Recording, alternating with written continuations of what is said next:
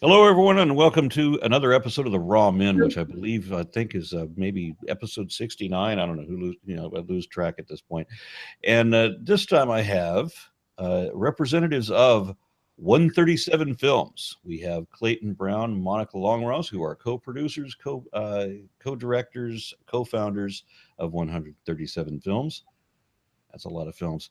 And Amy Ellison was also co-producer, and they're working together on a movie documentary, I think, called "We Believe in Dinosaurs." Welcome, everybody. And my first question is, what inspired the title, and then what is the background on it? I go. Sure. This is a documentary. The spine of which is the building of the Ark Encounter theme park in Kentucky.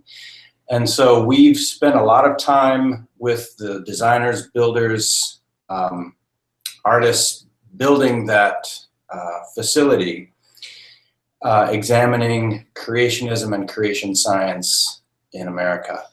And the title comes from one of the creationists that we spoke to, one of the lead artists at the Creation Museum, who wanted to reassure us that they do in fact believe in dinosaurs as creationists, because I think a lot of people assume that creationists don't believe in dinosaurs, that they somehow believe that dinosaurs are a trick played by Satan, or that they just somehow deny the existence of dinosaurs. And he was saying to us, no, we do believe in dinosaurs, but here's the scientific situation that we believe dinosaurs exist in. But you have to remember, when they say scientific, they mean non-scientific. Well, they are believers in creation science, which to them is a completely plausible belief system backed by their version of science. And so he explained to us that it's part of the flood, Noah's flood, that all of the dinosaur fossils were buried in Noah's flood rapidly. Some of the dinosaurs were on Noah's Ark. So they don't deny the existence of dinosaurs. They just have this completely different explanation of how they came to be. And you're very well aware that mainstream scientists would say we accept the theory of evolution rather than the word belief, because it's not a belief system, whereas creation science comes out of a belief system as opposed to a scientific system. So, and they always want to portray, the science, like the Eric Hovind was saying at the Ark Encounter. He says, "Oh, I love science." No, you don't even know what science is. You do everything you can to avoid science. They said that the purpose of their big Noah's Ark farce was science. Well, that's what Eric Hovind was saying, but of course, Ken Ham, the guy who funded the guy who didn't even fund it, he's taking somebody else's money to do it, but the guy who's behind building the Ark said that it has only one purpose. He was on TV news saying that the only purpose this Ark has is to proselytize and sell our religion. So there's no science in there. There's certainly no experiments. There's nothing there's no evidence to go on. Because they make up everything, and they admit that. They made up the names of all of the wives of Noah's sons and so forth, and they made up new species, and they can't. I went on a tour of this Ark with the one of the people that was working in Answers in Genesis, and he was showing me all of these transitional species that he didn't know were transitional species. They just took took some animals from the fossil record and made some pretty nice renderings of them, but they have no idea what they are, what the significance is. And one of them, for example, was a dawn whale. Pakicetus. Why would you even need that on the Ark? It's essentially a whale. And intermediate stages in horse evolution, and they had velociraptors. This was a good conversation. I said, where are their feathers? And the guy's confused. And I said, every dromaeosaurid is now known to have feathers. And of course, I've got no argument for that, because if dinosaurs have feathers, that makes them birds. And then they're no longer in the beast kind, or whatever kind they want to imagine they are. They're in the bird kind.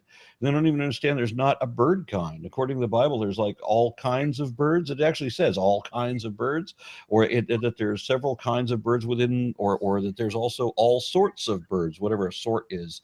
So we don't know what a kind is. We don't know what a sort is. All of it's just made up, And so that when they say believe, the reason that they use the word belief differently than we do. For them, or for us rather, and I'll speak for myself alone. For me, believe for them, for believers, belief means an act of will, of mind over matter, the power of positive thought to convince yourself anyway of things you know can't be true. I'm sorry, it was a hot button for me. And I know it's supposed to be an interview, but I just had to rant. And every time younger creationists try to use the word science in their favor.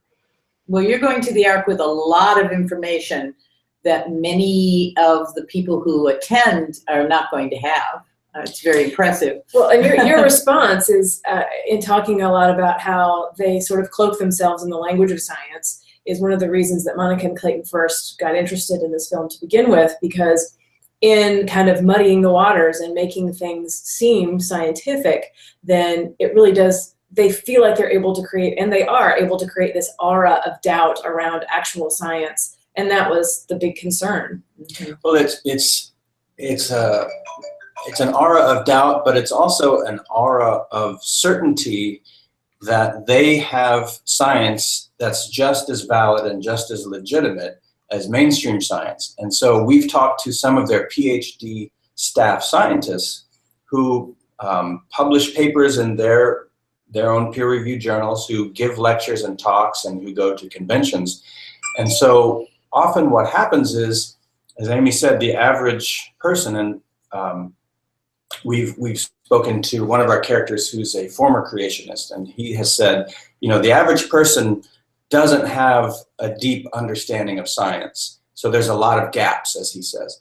And so creation science comes along and very convincingly, with sciencey sounding information, fills in these gaps. And so a person who may not know one way or the other comes away from the Creation Museum or the Ark Encounter thinking, wow, this, I believe it, you know, this sounds pretty legit. And so it's the other thing that creation science does is it suggests that mainstream science has a bias. They freely admit that they have their own bias. You know, yes, we already know the conclusion.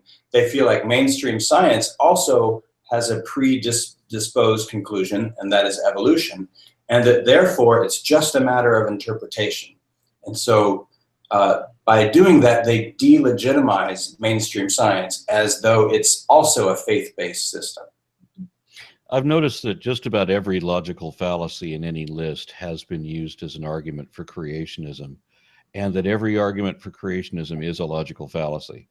And one of the things that they like to do is the fallacy of false equivalence, where you talk about this balance, you know, where our theory is just as good as yours, but they don't have a theory.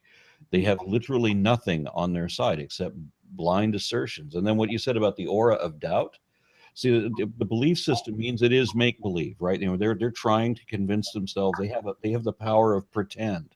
It's not about understanding the way things really are. It really is just pretending. And the only way they can do that, I mean, they can make up all kinds of stuff and just believe things for no reason. That's half of it. The other half is that they have to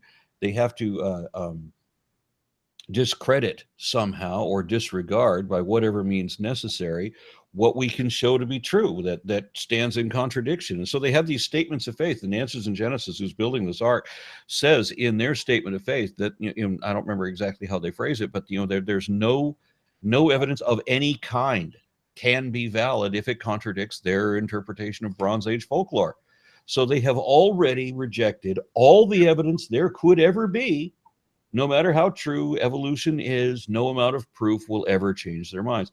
They have to have some mind game wherein they can deny reality so that they can pretend something else. They also have really comes down to.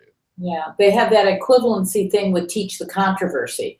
That we have said evolution is a theory in crisis, and that it's controversial, and therefore just teach both ways to the kids in biology classes and let them choose, which of course is a real problem for science. Yeah, I'd love to have an hour to teach a classroom the controversy. That would be beautiful. Send me into a Christian school where they teach creationism, and give me an hour to teach that controversy. That would be brilliant. And I can't imagine, you know, that if we were to do this the other way and have some creationists, any creationists, go into a public school and teach their nonsense at the same time to do the opposite of what I'm doing, I'm going to have a much more profound effect than they are.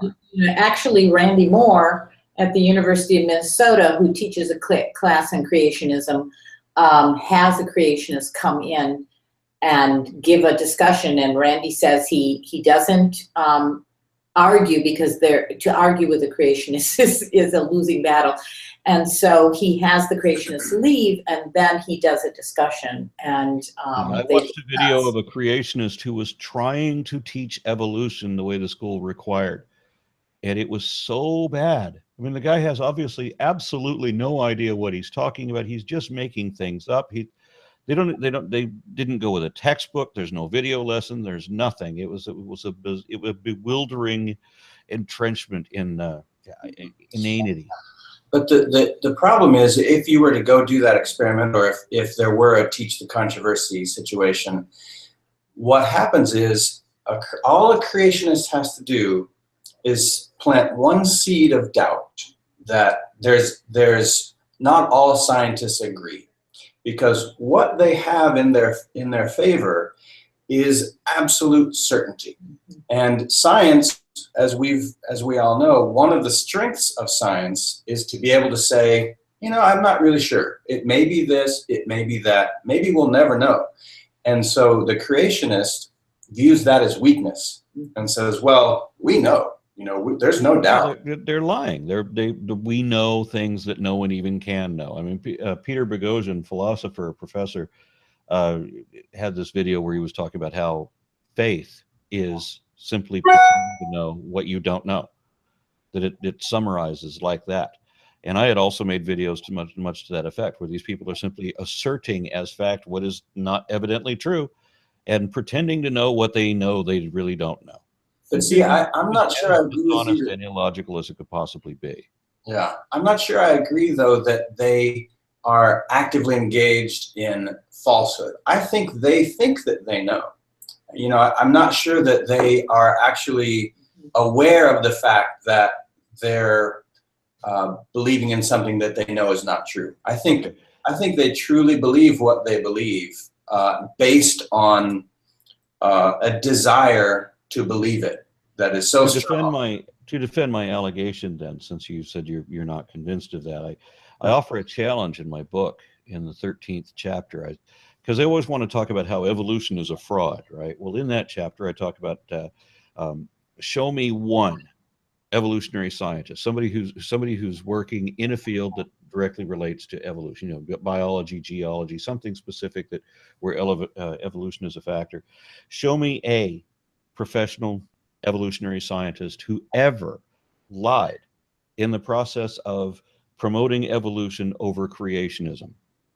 Now, there's a lot of distortions there about, you know, what it's. I'm sure that scientists lie. I can think of scientists who have lied, but just not about that, right?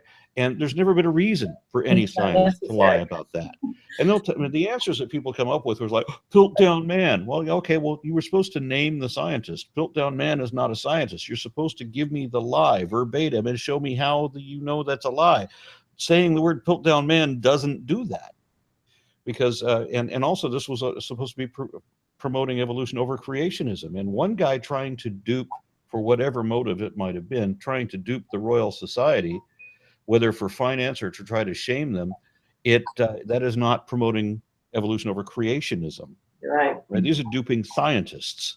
And so none of these examples that people come up with, you know, like Ernst Hegel is another one that people come up with. Is, yeah, here's somebody that lied. No, they have no idea what they're talking about there. This was actually a slander campaign that was initiated against Ernst Haeckel rather recently based on some contrived photographs. Not Haeckel's own contrived photographs, but in contrived interpretation of them in the modern day. Now, there's a second half to that challenge.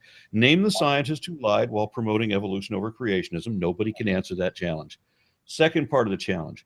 Name a professional creationist who did not lie while promoting creationism over evolution. Again, no answer to that challenge. And in this case, they don't have to explain all the particulars. They just got to give me the name. I'll produce the lie. and how we, I'll produce the live verbatim, and how we know that he knew that it wasn't true when he said it. So you believe that all creation scientists know that what they're saying is not true? Yes. Now, I'm not saying that it is impossible for a creationist to be honest. That is possible. And I've met people who believe in creation for honest reasons. But when you get into this conversation, which many of them avoid, but once they get into this conversation with anyone who knows what they're talking about, they very quickly face a choice, whether to remain honest or whether to remain creationist, because it is no longer possible to be both. And do you think that is on the level of creation scientists, the PhDs, the ones who... Absolutely. If you want another demonstration of that, did you happen to interview, when you were talking to the Answers in Genesis group, you said you were talking to their PhD people. Did you happen to interview Andrew Snelling? Yes. Mm-hmm. Australian geologist. He's a perfect example. So he was publishing to mainstream peer-reviewed journals, wherein he himself personally dated a rock formation in the billions of years, and he shows all of the chemical treatments and everything that he used to determine. Here's the evidence that indicates this rock formation is 2 point whatever billions years old.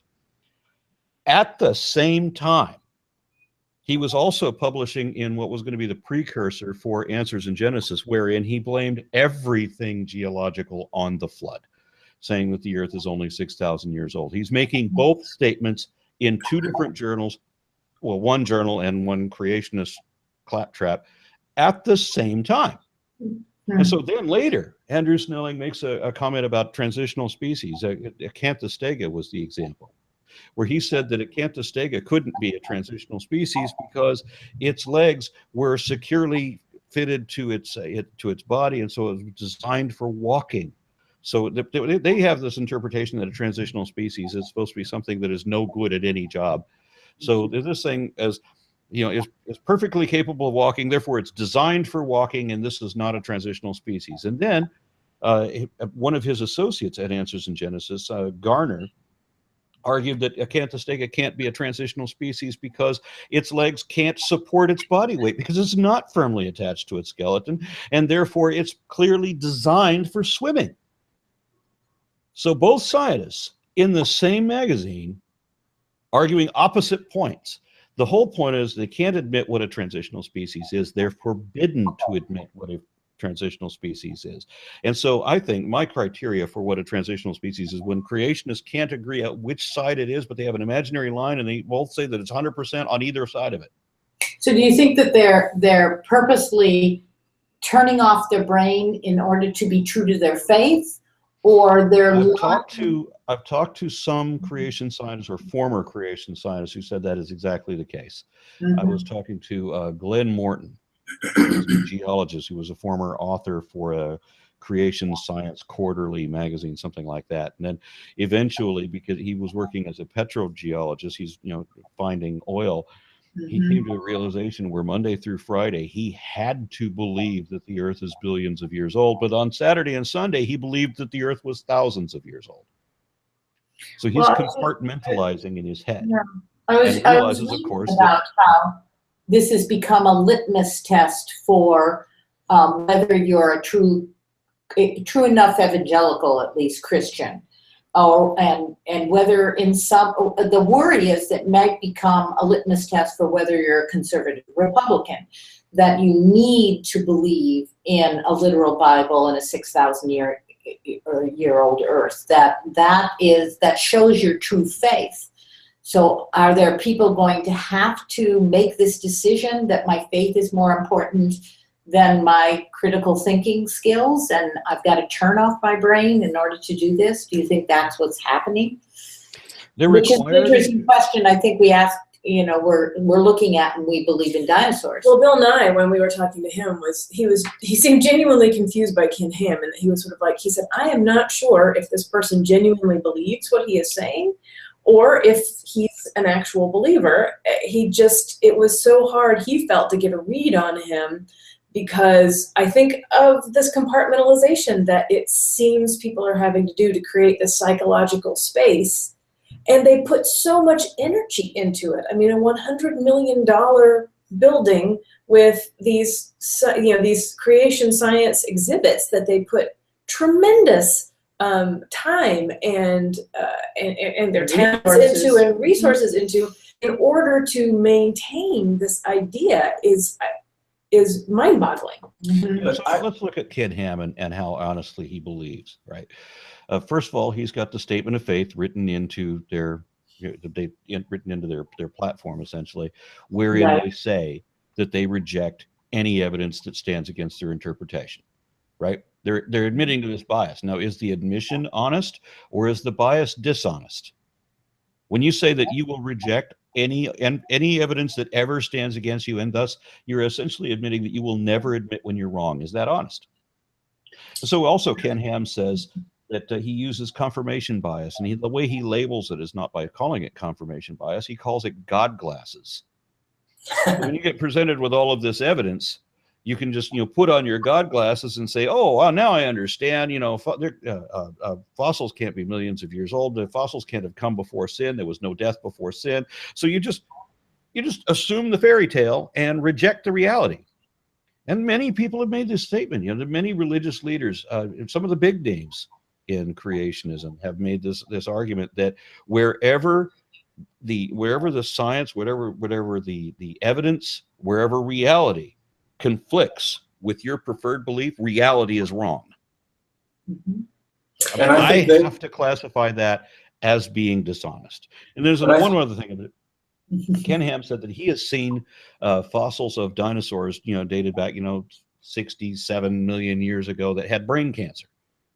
And his way of rejecting that was that, in his fairy tale, it says that after his magic imaginary friend genied up these things in a incantation spell, that he then said it was good.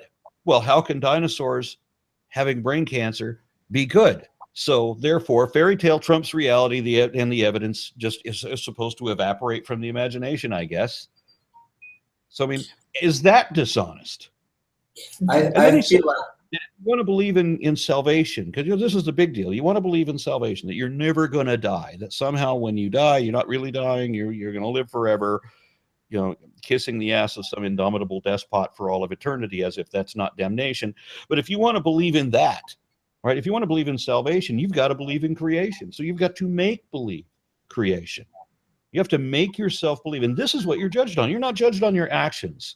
You're not saved by your works. You're saved on your belief. It is not possible for an unbeliever to get into their heaven. It is possible for sinners of all type to get in. All they have to do, they can just, forgive me, I believe. Okay, good, you're in. It doesn't matter what the hell you did. But it doesn't matter what your works are. It doesn't matter how wonderful you are. The only sin that cannot be forgiven is the sin of disbelief. So it's all make-believe. And yes, I'm convinced that the people who run these organizations, who are professionals at it, they all know that they are being dishonest. I think we'll just have to respectfully disagree on that one. We've talked to enough scientists and creationists at the museum.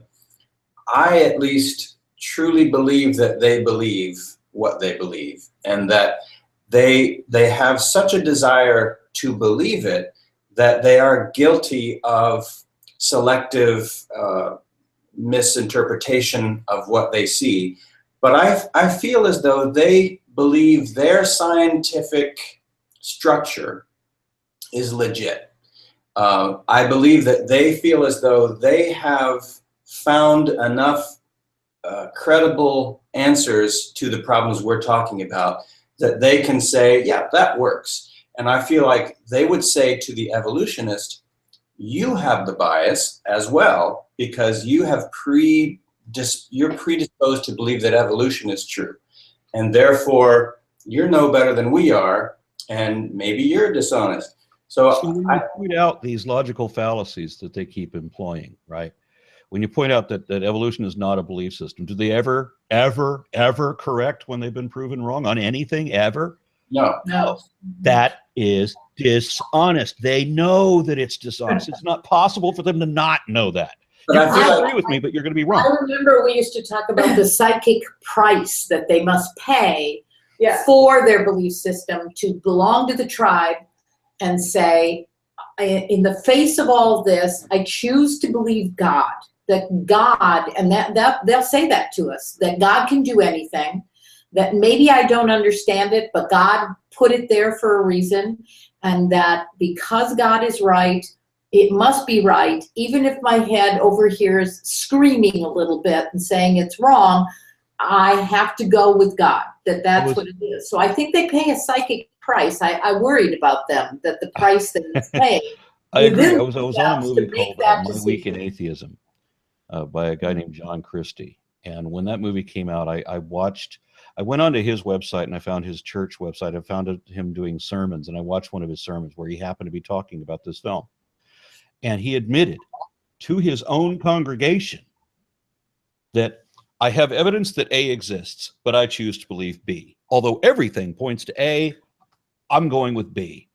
Okay, fine. I'm delusional. I don't care. That's a hell of an admission to make to your own audience, right? Where he said he doesn't want to know what is true if it's not what he wants to believe. That is dishonest. And that tracks exactly with what's happening politically in the country right now, because people will get evidence, they will hear from the horse's mouth that something is not true, and it won't matter because they will still belong to the larger group that supports that person or that ideology, and that ability to belong to that group seems to be, the most More important than thing. truth. It trumps everything else, because being a part of the group seems to be, and if that's an element of natural selection, to really need to belong to a group, then it has made the group very effective in maintaining itself. You make a valid point. It's certainly not isolated to religion either, that there's an awful lot of dichotomistic thinking. There's us and them, good and evil, and they'll put whatever labels, right? I mean, like I'm constantly hearing the conversation about conservatives versus libtards, or anarchists versus statists, whatever you think. If you're slightly off center in any direction on the political compass, then you look at everybody else as being on the opposite extreme, right? And there's no nuance, there's no weighing in the evidence. Everything's got to be 100% bad or 100% good, right? Either Obama is like capable of floating in his own ambience, or he is satanic, right? That's the way it works. And for way too many people. And it's a disturbing thing for me to see politically. On both sides. On both sides. And creationists fit right into that. When we were talking to David, the former creationist, and he was talking about why it's so hard to break out of that belief system. And they have really a locked in and closed system. And some of the scientists have said the same thing. If any of the Bible is shown to be not literally true, then all of it is vulnerable to being not true. So they have an absolute rigid ideology that can't take even the slightest dent, because as soon as you imply that one thing is not literally true, for them, the whole thing falls apart. And so let's imagine a scientific organization, a university somewhere. They're gonna hire research PhDs. Can you imagine having to sign a waiver that you will support the status quo no matter what the evidence shows, and that you will always support the preferred belief regardless, and that they have to vet you out to make sure that you've already held this position for a number of years, and so you're not likely to flake out and change your mind? Can you imagine a scientific organization doing that? Would the world not say that was dishonest? I mean, absolutely everybody in the world, including creationists, would all say that was dishonest, right? I agree with you. However, I think the creationists would say that's already the case. If you try and go to a university or a legit mainstream science organization and say, I have doubts or I believe in creationism, then you will be shunned. And so they believe that that's already the case. And so they're not being honest about that, because I think that's it's not that you're prohibited from producing evidence that contradicts the status quo. In fact, the only way to be rich and famous in science is to dispute the status quo. It's not to go along with what everybody else said. You're not going to make any money that way, right? See, that's what we're talking about is that nuanced thing here. Is they call it bias. They say that mainstream science is biased. We're biased. We admit that. If it isn't in the Bible and it isn't what God literally told us, then it isn't. It can't be true. I still get back to the psychic price they play in their head, but and so by doing that, they delegitimize mainstream science, and so I think that's one of the. Aside from what they believe, I think what they believe about science is just as damaging, because they will communicate this idea that science is it's in crisis, there's no agreement, it's chaotic, it's biased. They undermine the legitimacy of science. And I think that's just as damaging as what they actually believe. And unfortunately, mainstream science's reaction to that has been kind of ignore. It's been kind of lackluster.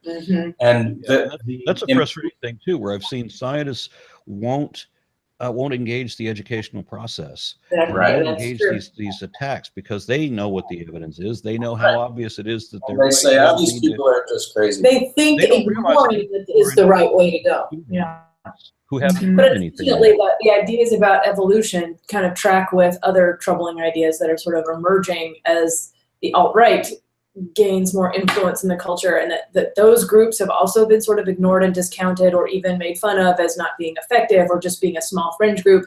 And we're seeing that they actually have a great deal of influence and power. And the same is sort of happening around evolution when you have people like Ben Carson being appointed to, or being under consideration for HUD, or Betsy DeVos, who's an evangelical Christian under consideration for Secretary of Education, and Mike Pence, who has spoken out against evolution. So now we suddenly have people in very high positions of power who have not been challenged and who now have a platform. That's why we think this film is important as part of the discussion of what effect does what everyone calls a small sliver of America have on science and the science policy and science education, and where we're going as a nation when we think about critical thinking and the scientific method and a way of gaining truth. Truthiness is taking over in politics and all over the place. And so we believe in Dinosaurs. This particular story is important in bringing up that discussion of separation of church and state and teaching intelligent design in the schools, which still is happening in various places, including Kentucky. And so it's an important discussion to have, and that's our only optimism about this present political climate, is that we can have some of these honest discussions about what is science, why is it important, why does accepting the theory of evolution matter when a lot of people don't know that it's a working tool, that genetics and pharmaceutical medical researchers of all kinds need evolution as a tool. So I think they're unaware of how important this is. So what have you observed in your interactions and following these people? What have you learned or seen? Besides believing that they really believe, which is something we have come to that conclusion. What we have learned is, with a few exceptions, most of them are very willing to talk to anyone about what they believe. And so a lot of people have asked us, did you have to pretend to be someone else? Did you have to be secretive? How'd you get access? And the truth is, they were very willing to speak to us from the very beginning, and knew that we were a secular organization, that we were interested in science, and that was okay with them. They were actually very welcoming and wanted us to know all about them, wanted to share what they believe. And that was the thing that we came away from most, was they really do believe this. I mean, well, they really do make believe this. Well, maybe that is a term that we can agree on a little bit more. Yeah. But they for various reasons, they truly believe this. They're proud to share what they believe, and they are welcoming and encouraging to non-believers as well. And this contrasts with something that we mentioned earlier, and that is with members of the scientific community, particularly like natural history museums, places that just do not want to touch this topic with a 10-foot pole for a number of reasons. They can be considered intolerant if they make a statement about it. They don't want to incur a big publicity battle with creationists. Or they don't want to they feel as though even by acknowledging it, it gives it some sort of legitimacy. So people not wanting to engage with it on that level and not wanting to talk with us about it on that level, but then getting lots of information from the creationists about their belief system. We found that to be kind of the opposite of what we expected. And as I said before, our former creationist, when he was talking about the gaps that creationism fills in, there's kind of this vacuum of knowledge that mainstream science is in seemingly no hurry to inform. With this vacuum there, creationism is more than happy to come in and say, no, it's this, it's this, it's this, it's this. And part of that, and David acknowledges that, is that creationism has simple answers. Mm-hmm. They have answers that are based in stories and easy to understand. And so when they're filling this information in, people sigh with relief, because science is often more difficult to understand, and it takes a little more effort. Fuzzy and it has gray areas, and it says, as far as we know so far, this is what we know about this, instead of this is the truth and always will be the truth, and you don't have to take a test, and you will not have to have an advanced course in this, because this is what it is. And so it's easier to understand. But going back to the scientists, that was one of the things we really, early on, we said, one of the themes of this is, what should the response be of mainstream science to creationism? And it is, do they ignore it, which they have been doing because they think that's fringe, there's no truth in it, we don't have to go there, we just ignore it? Or do they confront, or the words they like to use is engage? And they're starting to think of education programs, and they admit to us that they have to train their docents in their museums to respond to creationists who are getting more and more empowered to argue with them in the midst of the Field Museum or another mainstream museum, that they're fighting back. So they have to give the docents training, but they wouldn't let us film that, and they wouldn't let us talk to the docents because they're so concerned about their base turning against them, or funding going away, and that kind of thing. So that was a surprise to us. In the same way, teachers who are concerned about teaching evolution in the classroom will sometimes not teach it for fear that they will get a reaction in the classroom. And so a lot of these science institutions are avoiding it for the same reason. They may not get a strong reaction if they make a statement or if they talk to people about it, but they're so fearful of that. And they've been able, Answers in Genesis and other creationist groups have really been able to focus on certain groups and kind of bomb them with PR issues and things that they have had to defend against, so that it's created enough fear or enough concern. I don't know if fear is the right word. With the teachers. Yeah, exactly. So that people are hesitant to engage. And then, and then that trickles down into the classroom, where teachers are sort of like, I'm just going to run out of time conveniently before the end of the year before I address evolution.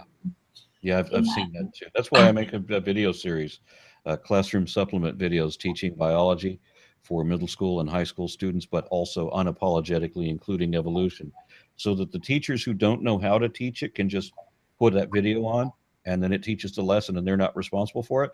The teachers who do know how to teach it but don't want to be held responsible for it can just play the lesson. This is according to the national science standards. This is what you're going to be tested on. So this is the lesson. And because if a teacher teaches evolution, the first thing that she faces is the objection from the classroom. Many times students are trained in their churches how to disrupt the class on the hearing certain keywords. And then if you get past the students, then you got to deal with the parents. And then if you get past the parents, even if you can shut down the parents, then you have the administration, and they're not helpful either. So I mean, there are people here in Texas, we've had people lose their jobs over not being friendly to creationism.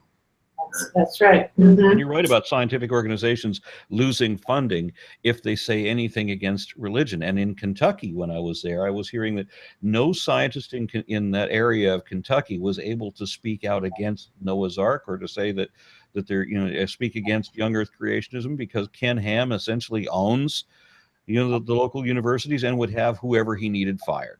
Yeah. I don't know if that's true, but I don't know if that's true, but he certainly speaks out against. He immediately calls people out. He's created that impression. Yeah.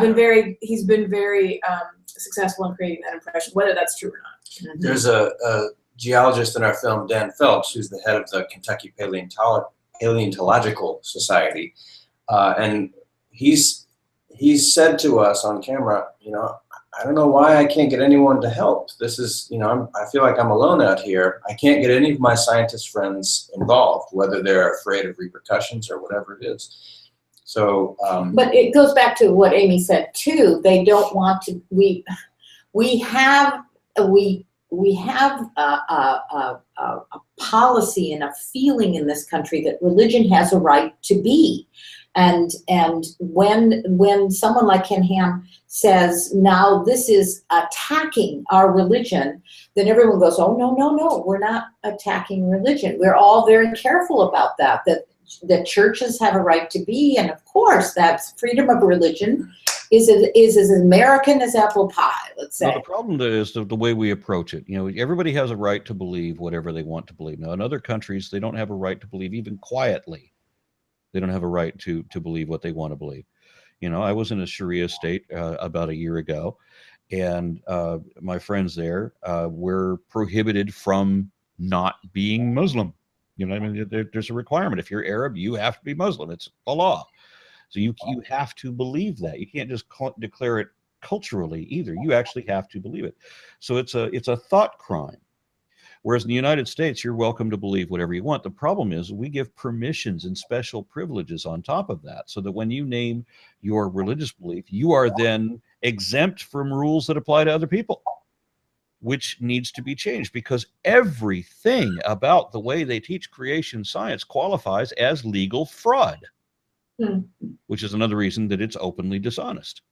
If the definition for fraud applies to everything that they do, how is that not dishonest? But I don't want to argue with you any further on that. I think I've made my point.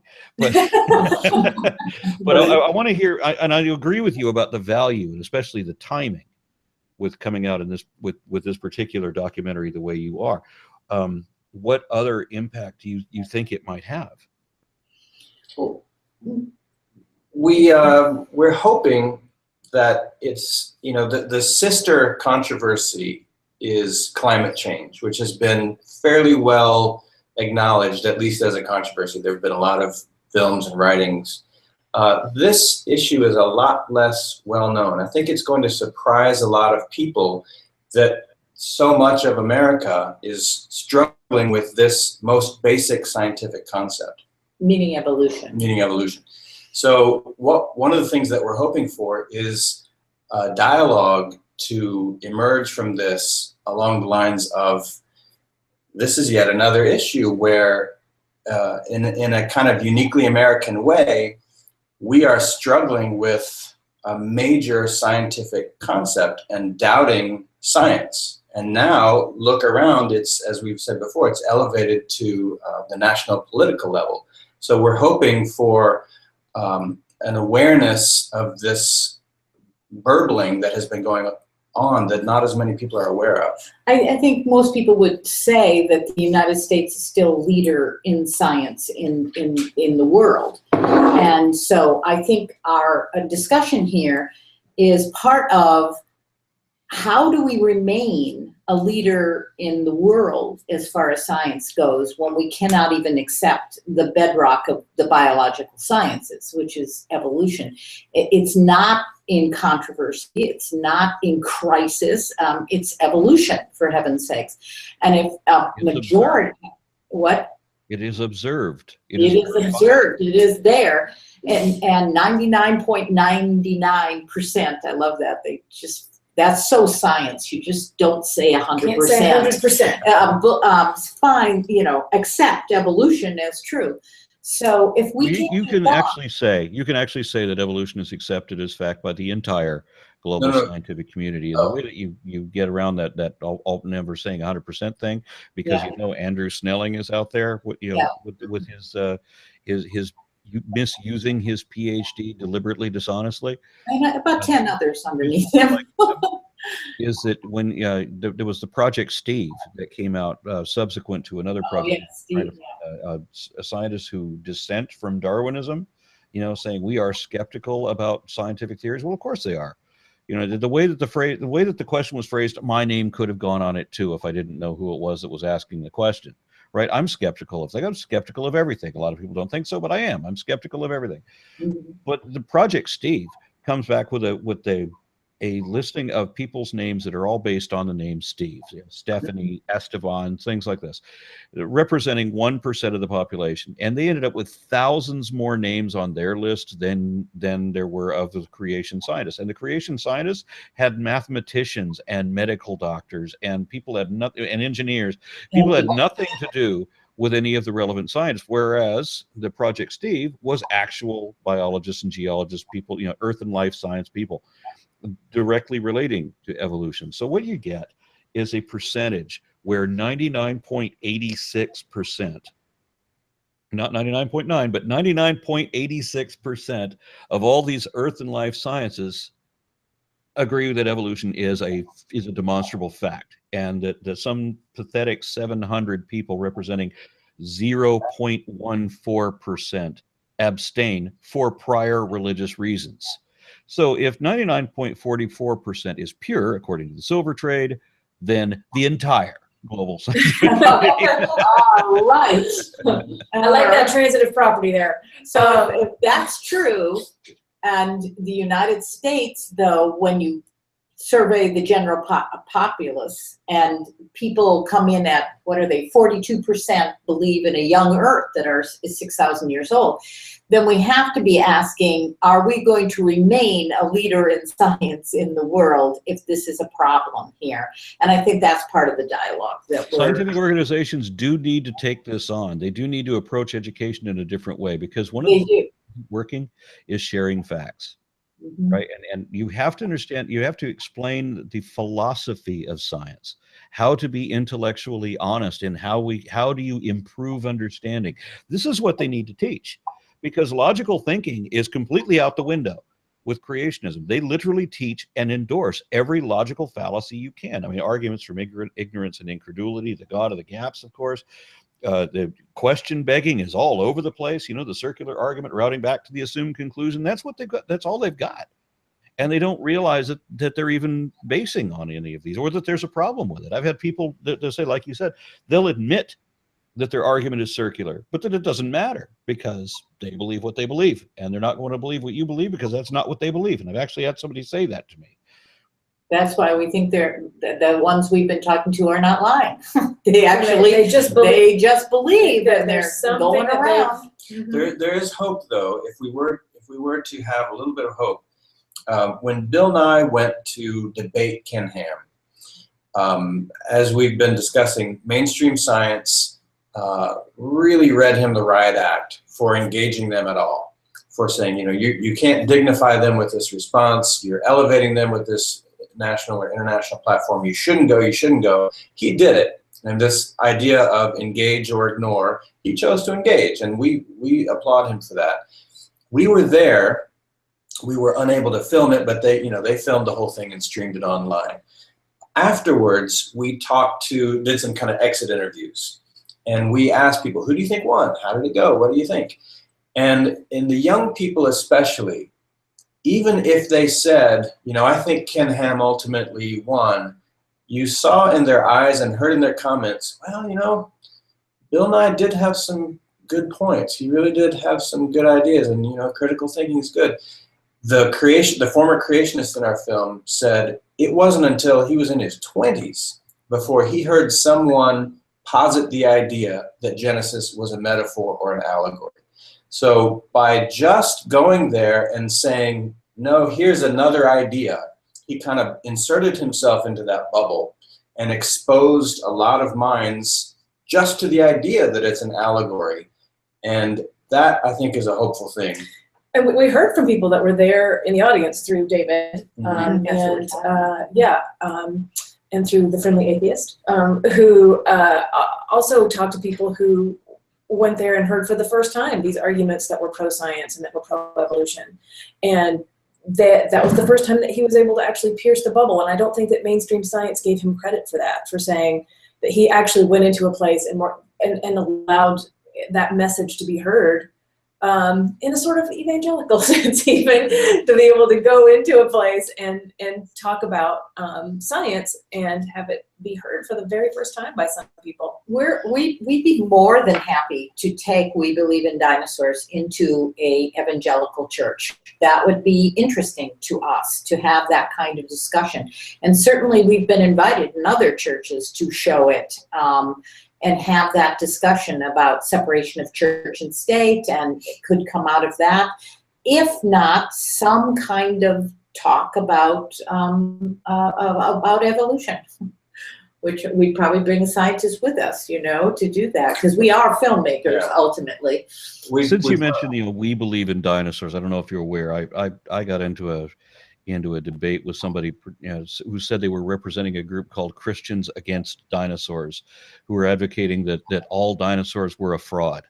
They're all manufactured, or they invented dinosaurs before they found any dinosaurs, and the dinosaurs had to be manufactured.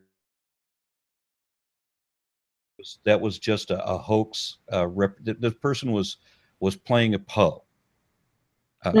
That's what she was doing. But I've met other people who were sincere about it. My daughter went to a church once as a child with her friends where they taught that the dinosaurs never existed. They were told that, I don't remember if it was that fossils were put there by God to test their faith, or whether they were put there by Satan to test their faith, or maybe they were dragons. Because I've actually seen that one on some creationist shows. That We had creation at the Creation Museum. One of the security guards told me a joke, which was, "What do you call a dinosaur?"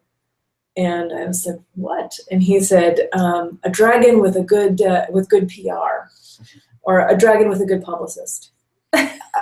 But he also told us that they were called missionary lizards, because they were a way of getting children into the museum, because the animatronic dinosaurs were a draw and that kids love dinosaurs. But I think Ken Ham and that group would say, you see, we're scientific. We do not say that that it was a hoax and that dinosaurs never existed. We are saying that dinosaurs must be mammals, and they must be the kind of, or the four-footed animals, whatever, that they were created on a certain day. Just the land animals. Land animals, and so they must have been on the sixth day, and they must have been on the ark. We are not part of that group that says there's no such things as dinosaurs. In that context is why this creationist said to us, no, we believe in dinosaurs. They were actually erecting their newly acquired Allosaurus fossil skeleton, Ebenezer, and he addressed those things and said, no, we don't believe that they were a hoax or that they were planted by Satan or whatever. We believe in dinosaurs, with pride, and that we have this incredibly complete fossil, and we know about the bone structure and all this kind of stuff. So to him, that was a way of endorsing the scientific validity of creation science. Mm-hmm. That they were dealing with facts, whereas there were others that were not. So it gets confusing along those lines. I did encounter one guy that said he went into a museum, and he reached over the ropes and scratched one of the bones and discovered that the bone was actually made out of dental plaster. Now, he didn't know that one skeleton will be distributed to 6 different museums at the same time by making casts of it rather than and they would put up the casts, which are much, much lighter than the solid stone bones. So he concluded that all dinosaurs were a hoax created by satanic scientists who just want to dissuade people from believing in God because of the wholly illogical reason that we love our sin and don't want to obey an authority, which is another logically inane.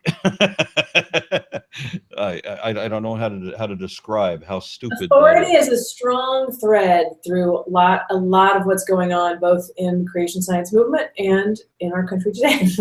Authority, like being able to have, you know, an authority that you just listen to regardless of what they are It's actually so much saying. easier. So much It's just because like decision making is science. really taxing to the brain, as it turns out. There are all sorts of scientific studies that show that it's one of the most challenging things that people face every day is making decisions. And so if you have some of those decisions made for you, I think it feels like a great relief. But we had scientists talk, physicists in our prior films about Americans turning against science in schools because it was difficult. It's a difficult subject, and it's hard, and people and to study it is to commit yourself to some challenges, and so it's easier to distrust it in many ways than it is to go and study it and take tests on it and really engage with science. And this is also not to say that we shouldn't hold science accountable. I mean, there were articles in the New York Times this past week about the misuse of scientists in some agricultural companies around pesticides that was really disturbing. And so we have to just engage critical thinking around all areas of our lives. And if we're going to champion science, then we also have to hold it accountable. Well, we've got two other things going against us in the media. If you look at any collection of books or movies, and the movies being more obvious, look at all the movies that you've got that say are science fiction, and the science is wholly wonky. There's like all kinds of impossible going on. It's also fantasy. With all, there's no attempt to make anything realistic. You know, like the Avengers movies, for example. They just go ahead and integrate magic because we don't have an explanation, and whatever we use for science will make things impossible. We'll have Iron Man have 700 gallons of fuel in his wrist somewhere. Yeah, but then on top of that, look at all the movies you've got that promote ghosts and magic and that kind of folklore as if that's the thing. And I don't mean just the horror movies and such. We're talking Star Trek and Star Wars. Both of them are supposed to be science movies, but they've got telekinesis and telepathy and teleportation and all of the, all of these incantations and mind melds and all this stuff. Everything Spock can do, everything that the Jedi can do.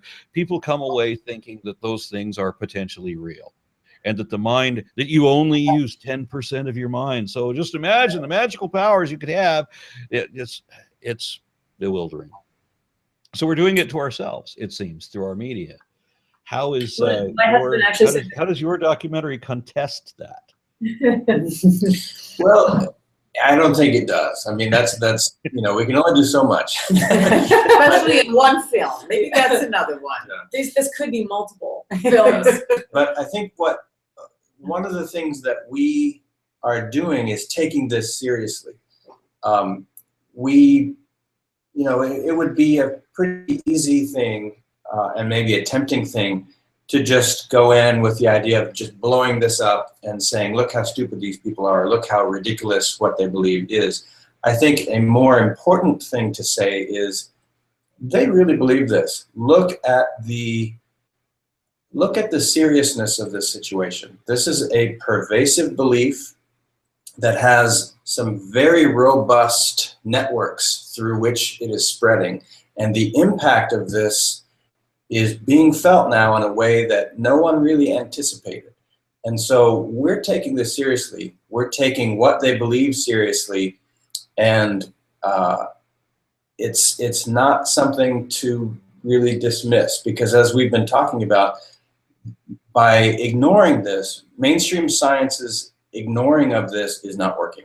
So we need to call attention to it and say, hey, everybody, this is happening and this is real. And in many ways, we're holding up a very honest mirror, and we're saying, look, America, is this you? is this what you want to believe? Are you like this? But we have to have a very honest mirror in order to do that, not create any false picture of people, but have them explain in their own words what it is they believe, so that we can really look at that. So we're not mocking them in any way. We're saying, we give you a chance. Tell us what you believe, and then we put that in your documentary. Is there in your documentary a commentary that this isn't limited just to creationism or to the rejection of science in other areas? I mean, that this is what we were talking about, a dichotomy thinking and the us and them and good and evil and all of that. What is it, polar thinking? We're still putting it together. So, we have a lot of that.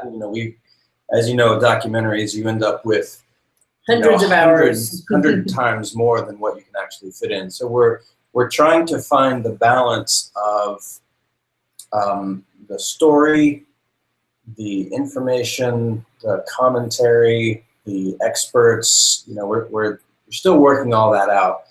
But what we hope will happen is, by telling this story, and this specific story of the construction of the Ark, it kind of becomes a metaphor of many other issues that America is wrestling with. This is one particular intersection of science and culture and politics and religion, but it's not the only one.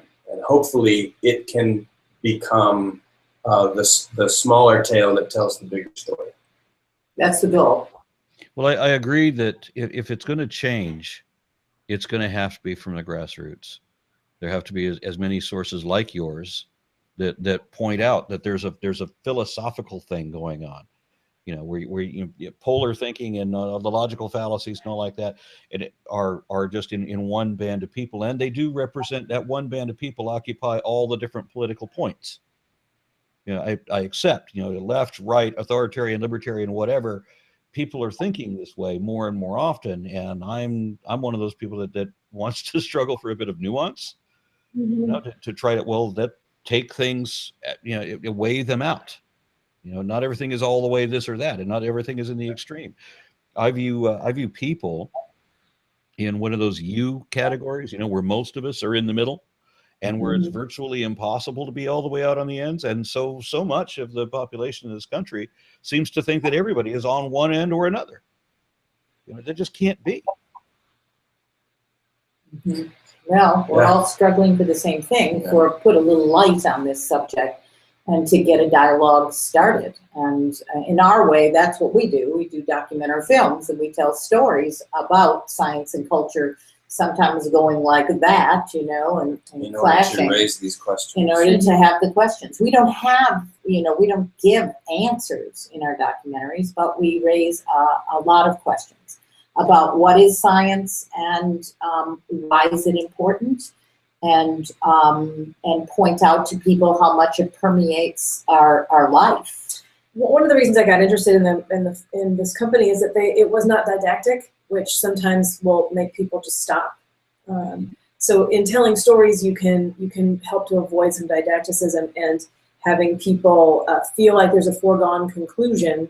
Although we stand firmly on the side of science, I think by allowing this to be part of a story, as Clayton was saying, and making this sort of a metaphor for some of these intersections, then it allows for greater discussion, and it makes it so that there can be a jumping off point, rather than just reaffirming certain camps that are already well established. And one of the ways that we do that I think might surprise people is that in our interactions with the creationists, we found ourselves thinking, I'm not sure what we expected going in, but we found this is a person I kind of like. I might want to hang out with this person. This looks like everyone else I see around me. This sounds like a reasonable person, which was a bit of a revelation to us, and I think will be a bit of a revelation to viewers. And I think it's an important revelation to say, this isn't, as you're saying,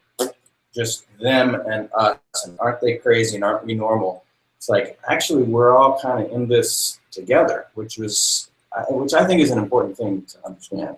Well, just take a look at me for a moment. I've never uttered the words, "Aren't I normal?" That's never been my position.